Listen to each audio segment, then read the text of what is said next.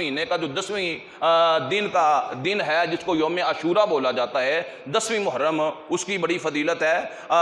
بعض علماء کرام نے اس کی 10 فضیلتیں بیان کی ہیں۔ پہلی فضیلت تو یہ ہے کہ ھذا یوم صالح، یہ نیکی کمانے کا دن ہے۔ اور بعد نے یہ لکھا ہے کہ نجی اللہ بنی اسرائیل من عدوہم، اس دن اللہ تعالیٰ کی ذات نے بنی اسرائیل کو ان کے دشمنوں سے، فرعونیت سے نجات دی۔ اور تیسری فضیلت اس کے یہ ہے کہ ھذا یوم عظیم، یہ بڑی عظمت والا دن ہے۔ اور چوتھی فضیلت اس کی یہ لکھی گئی ہے کہ اس دن حضرت موسیٰ علیہ السلام اس دن کو جو ہے وہ شکرانے کے طور پر مناتے تھے۔ پانچویں فضیلت اس کی یہ ہے کہ یہودیوں کے علاوہ عیسائی بھی اس کو تعظیم کی نگاہ سے دیکھتے تھے۔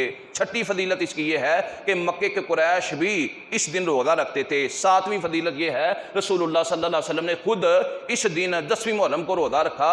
اور آٹھویں فضیلت اس کی یہ ہے کہ اللہ کے رسول صلی اللہ علیہ وسلم نے حکم دیا کہ اس دن جو ہے اگلے سال سے میں یہودیوں کی مخالفت کرتے ہوئے 9ویں محرم کا روزہ بھی رکھوں گا۔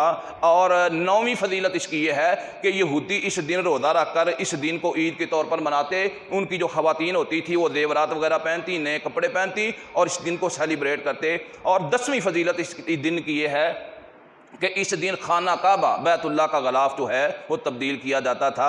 اور اس دن کا روزہ رکھنے کی بھی فضیلت ہے۔ اللہ کے رسول صلی اللہ علیہ وسلم نے اپنی زندگی میں رکھا اور فرمایا رمضان کے بعد سب سے جو افضل روزے ہیں وہ محرم کے ہیں۔ اگلے سال میں اگر زندہ رہا تو 9ویں محرم کا روزہ بھی رکھوں گا۔ 9ویں کا روزہ 10ویں کا رکھنا، بعض لوگوں کی رائے یہ ہے کہ آپ کے کہنے کا مطلب یہ تھا کہ خالی میں 9ویں کا روزہ رکھوں گا۔ بہرکیف زیادہ علماء کرام کی رائے یہ ہے کہ 10ویں کے ساتھ 9ویں کو بھی ملانا چاہتے تھے آپ۔ 10ویں تاریخ کا جو روزہ ہے اس کے اجر کو نہ آپ خود ضائع کرنا چاہتے تھے، نہ امت سے اس کو دور کرنا چاہتے تھے۔ اس وجہ سے 10ویں محرم کا جو روزہ ہے اللہ کے رسول صلی اللہ علیہ وسلم نے فرمایا جو بندہ رکھتا ہے یا 9ویں کا ساتھ میں لا کے رکھتا ہے، احتسب علی اللہ ان یکفر اللہ سنۃ التی قبل، میں اللہ سے یہ گمان رکھتا ہوں کہ اس بندے کے سابقہ 1 سال کے گزرے ہوئے ماضی کے 1 سال کے گناہ جو ہیں وہ معاف کر دیے جاتے ہیں۔